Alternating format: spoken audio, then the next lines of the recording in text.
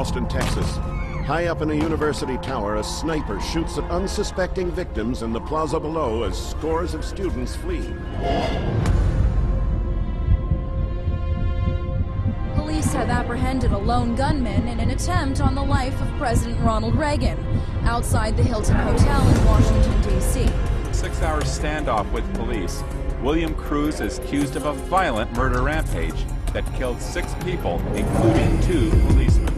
Jeffrey Dahmer stands convicted of strangling and dismembering 17 young men and boys throughout the greater Milwaukee area. Charged with the raping and killing of a 7-year-old girl in a woman's bathroom. Life imprisonment for drowning her 5 children in the family bath sentence. For the slayings of his mother. The bludgeoning death of her 2 young at his place of work. Custody for the stabbing death of his daughter.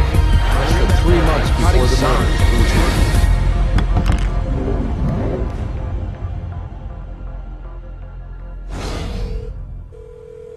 Police department? Yeah. I just killed my 2 daughters. Sir? Yeah. Tell me what happened. Okay, what's going on right now? I just freaked out and killed them. Are you on medication? Yeah. What kind of meds are you on, sir?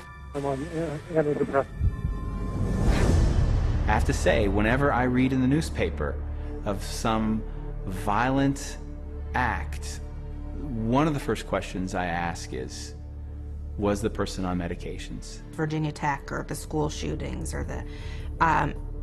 my first thought is always, I wonder what drug he was taking. There are side effects to the use of drugs, and also very damaging and dangerous long-term effects, which psychiatrists often don't consider as being important. They induce violence, they induce self-violence, they induce distortions of reality leading to hallucinations, they induce a whole variety of psychiatric problems, which are then typically treated with more psychiatric drugs. We're not talking about a rash, we're not talking about dry mouth, we're not talking about nausea. We're talking about sudden, compulsive, overwhelming suicidal or homicidal urges. We're talking about violent deaths. We're talking about crippling injuries. Psychiatric drugs are rampant in society today. It's become really an epidemic.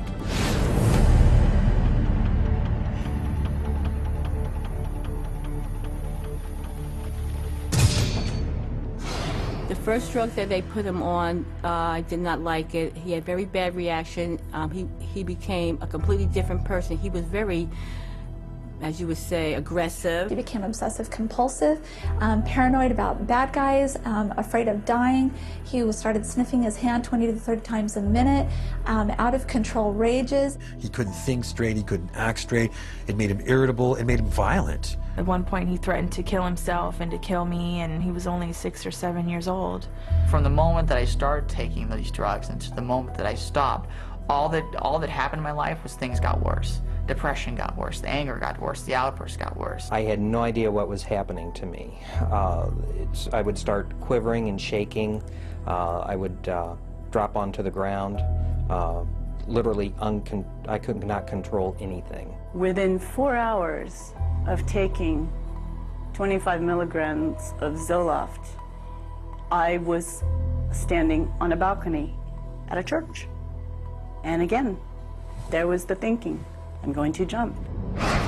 The psychiatrists have carved out a great niche for themselves in the prescribing of drugs, but if you look at the history of treating people for mental and psychological disorders, it's a history fraught with things that don't work. They're not helping people with drugs, and they're not looking out for harming people.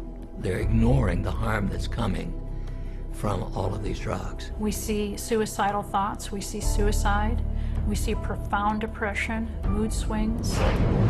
This is 911. Who is this? My sister's trying to kill herself. Stop trying to kill herself. Where is your sister? What is she trying to do? Take pills? For what? No, my dad told me now. Hold on, tell me. Stop trying to kill herself. No, you're not going to die. No, you're not going to die. Oh, no. Oh, no.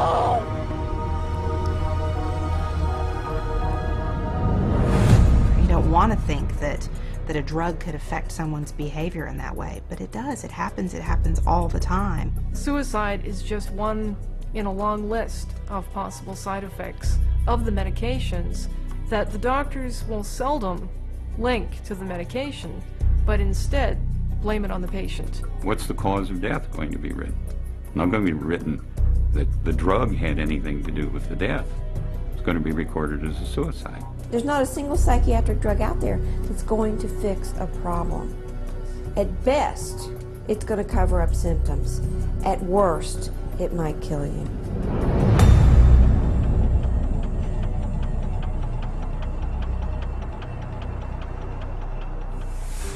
She went to get the laundry, his laundry, which hangs from a hook in Matt's closet.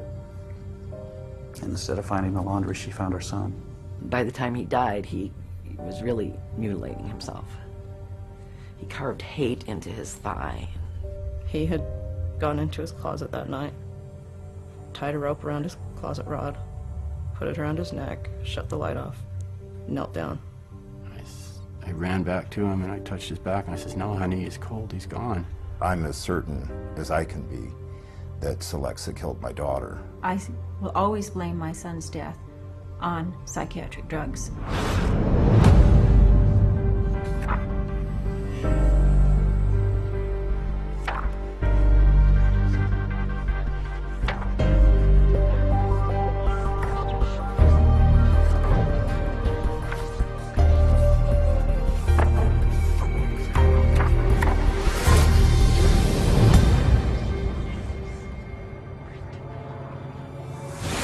There are numerous reports of significant violent acts, not just suicide, but significant violent acts of murder-suicides in patients who were being prescribed antidepressants for relatively minor conditions, and they then just snapped. The drugs that are used are known worldwide to increase suicidality and increase homicidal violence. Might there be a link between the school shootings or the extremely violent shootings that have occurred in the U.S. and the prescription of certain psychotropic medications? I think the answer to that is a clear yes. The school shootings that have happened here over the last several years in this country, most of the students who engaged in this violent behavior were on psychotropic medications that had been prescribed to them by psychiatrists.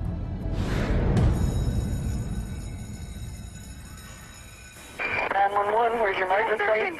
Stephen shot at Westside High School, Middle School. Been what? Stephen shot at Westside Middle School. Okay. Do you know who done the shooting? No, we do not. Okay. I think them everywhere. I was lucky I wasn't shot because I was the only one standing up. My friend Nate got shot in the shoulder. Oh my God, I can't believe this is happening. There's tonight, nothing like that happens here. No. You should be safe at school. It should be a safe place. Just horrible images that you never want to see again in your mind. And I was praying to God for Dylan to come help me. It wasn't just my boyfriend, he was my best friend. A nightmare. I didn't think he had...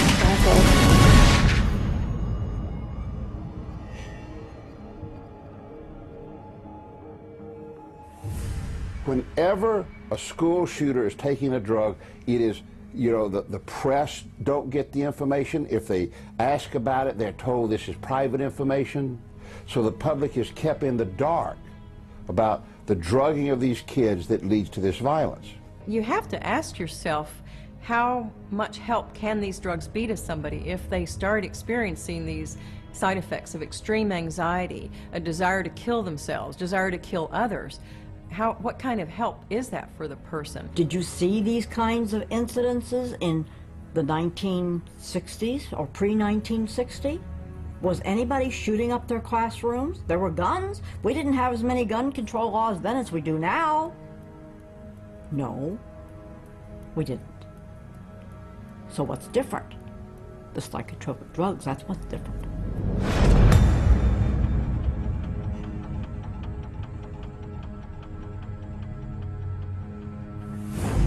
These psychiatrists are, in a sense, crippling people at the same time they claim to be treating them. They are mainly just drug pushers. You go on this drug, if it doesn't help, you can try this one. And if that doesn't work, you can try this one. This is one incredible money-generating machine when this is your approach to treating people. It's about making money. It's not about getting people better or helping people in a service industry or helping people feel well. More than anything else, even more horrific than all the lives lost as a result of this callous profit-seeking, is the notion that our country is being destroyed. What we see in the homicides and the suicides is only the tip of the iceberg compared to exactly what's happening to people out there. How many deaths have to occur before the public wakes up? Wake up. Wake up before it's too late.